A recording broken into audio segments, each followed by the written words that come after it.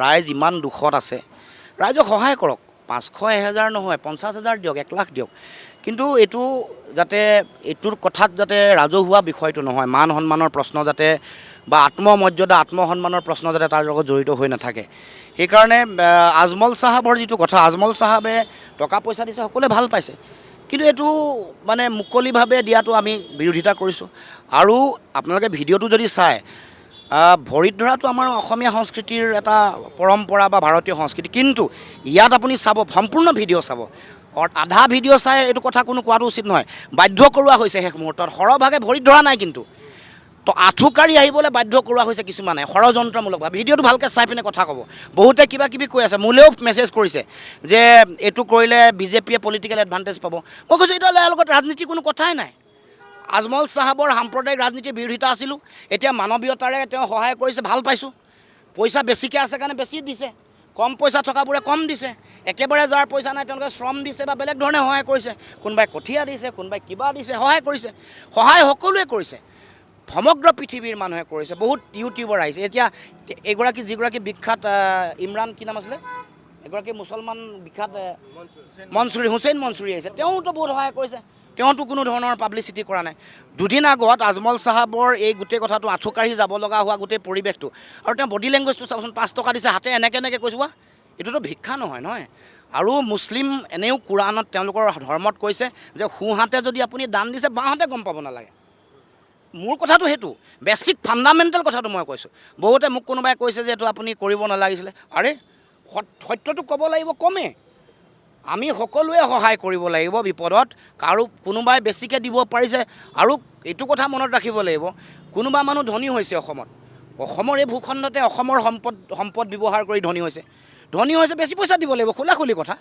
অসমীয়া মানুহৰ বিপদ হৈছে, অসমৰ বিপদ হৈছে, সেইটোততো আৰু আপুনি বাহ ল'বলৈ চেষ্টা কৰিব নালাগে। কোনোবা দায়িত্ব আছে, গণতান্ত্ৰিক দায়িত্ব আছে, সাংবিধানিক দায়িত্ব আছে, দিব লাগিব। কিন্তু আমি বজাৰ সদৃশ পৰিৱেশেৰে যিটো টকা পইচাৰ বিতৰণ চলিছে তাৰ দুৰ্ঘৰ বিৰোধী। সদায় কম, এইটো কোনোবাই ক'লেও এইটোৰ লগত কোনো ধৰণৰ ৰাজনৈতিক আমি ইয়াৰ লগত এইটো ৰাজনীতি কৰিবলৈ কৰাটো উচিত নহয় বুলি ভাবিছোঁ। কোনোৱে ৰাজনীতি কৰিব নালাগে, মানৱতাৰ নামত কাকো আত্মসন্মান আত্মমৰ্যাদা হেৰুৱাৰ পৰিৱেশ হ'ব নালাগে। মৌলিক কথাবোৰ ৰাইজে মনত ৰাখিব লাগে। চৰকাৰ ব্যৰ্থ হৈছে, চৰকাৰে সময়ত সহায় সেই সময়ত যদি ৰাইজে নকৰিলে হ'লে, জনগণে নকৰিলে হ'লে, চৰকাৰে সাহায্য দিব নোৱাৰাৰ কাৰণে দুৰ্ভিক্ষত মানুহ মৰিলে হ'লে।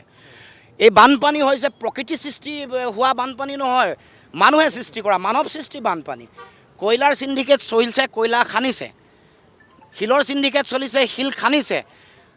যোৱা 10 বছৰত 13 চনৰ পৰা 23 চনলৈকে 794.88 বৰ্গ কিলোমিটাৰ বনভূমি ধ্বংস কৰি পেলাইছে। কোনে কৰিছে?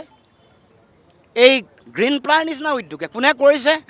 কাঠৰ লগত জড়িত হৈ থকা চিণ্ডিকেট চক্ৰই। মাটি কিমান হাজাৰ বৰ্গ কিলোমিটাৰ মাটি তাৰ কাটি পেলোৱা হৈছে। 50 ঠাইত পাহাৰ ভাঙিছে, বাগৰি পৰিছে। গতিকে এইটো মানুহে সৃষ্টি কৰা এটা প্ৰকৃতিক কৰা অত্যাচাৰ, চিণ্ডিকেট ৰাজ চলোৱা, অবৈধ ধন সম্পত্তি ঘটাৰ প্ৰতিযোগিতাত এইটো ঘটনা ঘটিছে। সেইকাৰণে আৰু এইটো মুকলিমূৰীয়াকৈ চৰকাৰী পৃষ্ঠপোষকতাত চলি আছে। এইটোতো সকলোৱে জানে, এইটো এটা অ'পেন ছিক্ৰেট। অসমত কোনে কৰিছে? মূল বিষয়ববীয়া মুখ্যমন্ত্ৰী বা ৰজাঘৰৰ পৃষ্ঠপোষকতাত গোট কাম চলিছে। কোনে কালেকশ্যন কৰে, কোন মন্ত্ৰীয়ে কৰে, নাম কি, কোনে কৰে, কিমানকৈ কৰে, এক ট্ৰাকত কিমানকৈ লয়, এইটোতো আৰু ক'ব লগা কথা নেকি? আপোনালোকে নিউজে কৰি আছে, বা নিউজ কৰিলে আজিকালি বাধা দিয়ে দিয়কচোন। এগৰাকী মন্ত্ৰীয়ে ফোন কৰি মালিকলৈ বাধা দিয়ে, কিন্তু কথাটো তেওঁলোকৰ কাৰণে আজি যে ভুক্তভোগী হৈছে, তাৰ ৰাইজ আজি মৰিলে, যিমান মৰিলে সেইটো সঁচা তথ্যটো আজিও দিব পৰা নাই। 95 গৰাকীহে নাম কৈছে, আৰু বহুত বেছি। গতিকে এই গোটেই কথা বতৰাবোৰ মই ভাবোঁ যে বন্ধ হ'ব লাগিব, আৰু ইয়াৰ উত্তৰ দিব লাগিব। প্ৰধানমন্ত্ৰী অহা নাই, প্ৰধানমন্ত্ৰীৰ বহুত দিনৰ পিছত 20 দিনৰ পিছত নাড্ডা আহিলে, প্ৰধানমন্ত্ৰীয়ে টুইট কৰিবৰ কাৰণে এসপ্তাহ লাগিলে।